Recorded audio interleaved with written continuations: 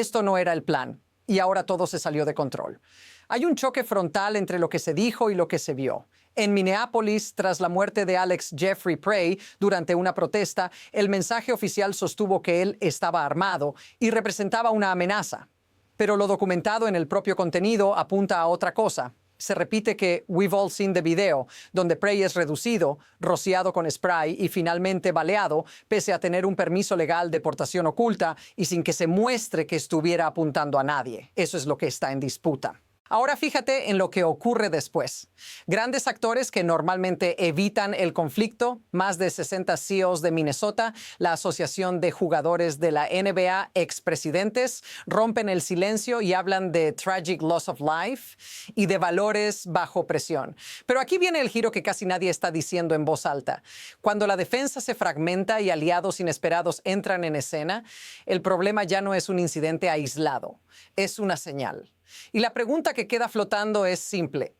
¿Qué pasa cuando esa señal se vuelve imposible de contener? Lo que ocurrió en Minneapolis no aparece aquí como un hecho aislado, sino como parte de una secuencia que se acelera. Hecho. El propio contenido describe 2 personas muertas por disparos de agentes federales en un lapso de 17 días y muestra cómo, tras el primer caso, la respuesta oficial fue insistir en que se trataba de suspects que tomaron poor choices. Al mismo tiempo, se cita que solo el 20% del público considera justificado el tiroteo y que la aprobación de Trump en inmigración cae a cifras negativas, incluso según Rasmussen. Ahora observa el encuadre más amplio. Mientras se habla de de-escalation en la carta firmada por más de 60 CEOs de Minnesota, desde la Casa Blanca el mensaje se dispersa entre entrevistas, publicaciones y ataques a líderes locales. Aquí está la pregunta que cambia el ángulo. Si todo está bajo control, ¿por qué tantos actores distintos, empresarios, deportistas, expresidentes, sienten la necesidad de intervenir al mismo tiempo? Porque cuando demasiadas piezas reaccionan a la vez, no estamos viendo ruido, estamos viendo patrón. Y ese patrón está a punto de volverse imposible de ignorar. Hay una afirmación central que sostiene todo el discurso oficial, que esto fue una respuesta inevitable ante una amenaza. Pero el propio material introduce una grieta inmediata. En una entrevista con el Wall Street Journal, Trump dice, "I don't like any shooting, but I don't like it when somebody goes into a protest and he's got a very powerful, fully loaded gun with 2 magazines loaded up with bullets. That doesn't play good either." Esa frase importa por una razón concreta. En el mismo contenido se insiste una y otra vez en que Alex Prey tenía un permiso legal de porte oculto y que el arma no estaba siendo apuntada. Incluso se afirma que fue retirada de su funda por un agente antes de que Prey quedara indefenso. Aquí es donde el relato empieza a crujir. Si la posesión legal de un arma se presenta como justificación retroactiva, el mensaje deja de ser sobre seguridad y pasa a ser sobre disuasión. Y nota lo que no se niega directamente. No hay una refutación clara del video que we've all seen. Cuando una defensa evita el detalle clave y se apoya en una sensación general de miedo, algo más está en juego. Porque si este argumento se normaliza, el precedente no se queda en Minneapolis, se extiende mucho más allá. La tensión no se queda estática, escala. Hecho. Después del tiroteo, el contenido muestra cómo portavoces federales y aliados políticos salen a los medios y repiten una misma línea. Suspects que tomaron poor decisions y agentes que actuaron en split-second decisions. Al mismo tiempo, se contrasta esa postura con una escena distinta en una conferencia de prensa en Minnesota, donde el gobernador dice, "We now have children in Minnesota, hiding in their houses, afraid to go outside." 2 imágenes, 2 realidades chocando en tiempo real. Aquí es donde la historia da un salto inquietante. En otros momentos de crisis, el reflejo suele ser bajar el tono. Aquí ocurre lo contrario. Se normaliza la idea de que la presencia armada, incluso con permiso legal, convierte a alguien en una amenaza legítima.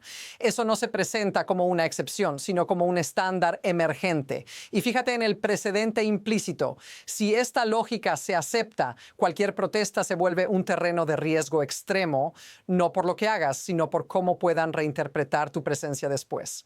Cuando lo excepcional empieza a sonar rutinario, la escalada ya no necesita órdenes explícitas, se mueve sola. Lo que hace que este momento sea más perturbador es la contradicción directa entre palabras y gestos.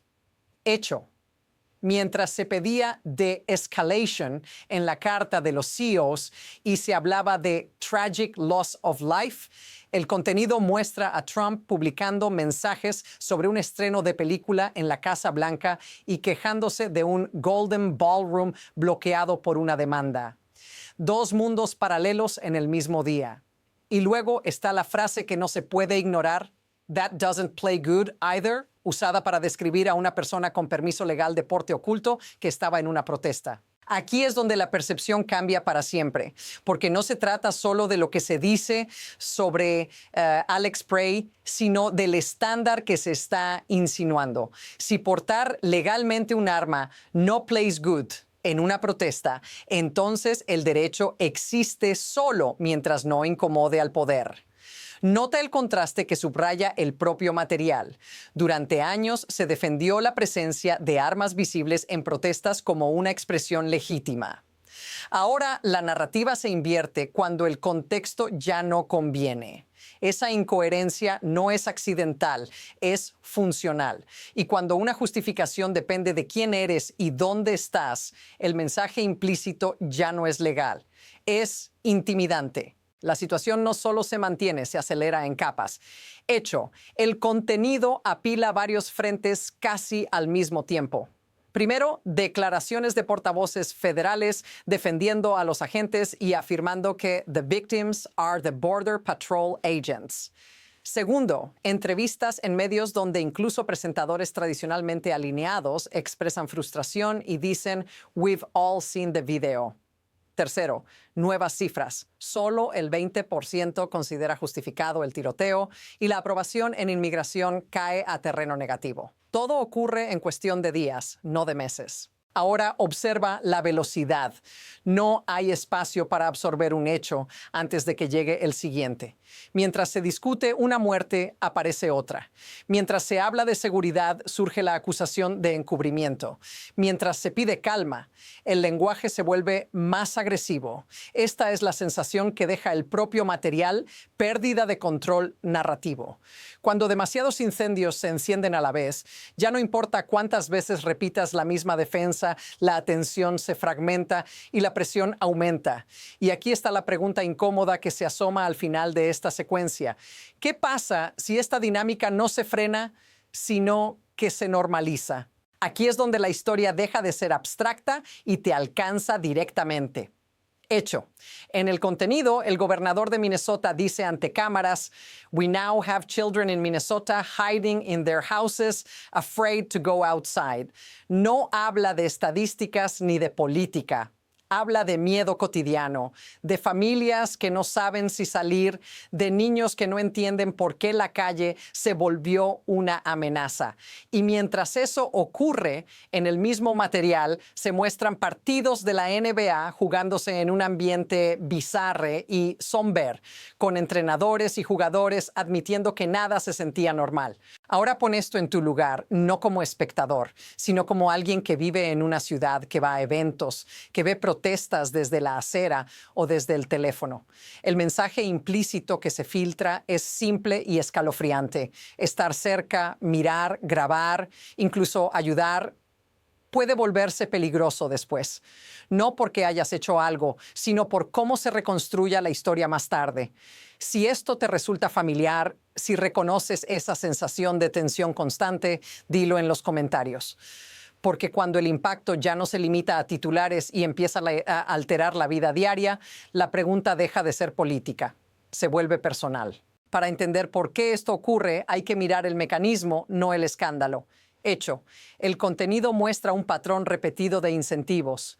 Portavoces que cierran filas de inmediato, lenguaje que convierte a los muertos en suspects y una defensa pública centrada en proteger a la institución antes que en explicar los hechos.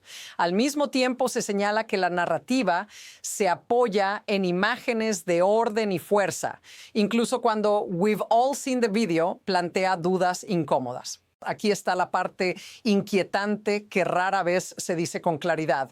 Los sistemas de poder no reaccionan solo al error, reaccionan al riesgo de perder control del relato. Cuando el mensaje es nuestros agentes volvieron a casa sanos, el foco se desplaza del acto al símbolo. Seguridad, autoridad, disciplina. Ese desplazamiento reduce la complejidad humana y la reemplaza por una lógica binaria, orden o caos. Y en esa lógica, la ambigüedad desaparece. No importa tanto lo que pasó, sino lo que conviene que se crea. Cuando el espectáculo del control se vuelve más valioso que la verdad verificable, el sistema empieza a protegerse a sí mismo. Y eso nos lleva a una pregunta más grande sobre lo que viene después.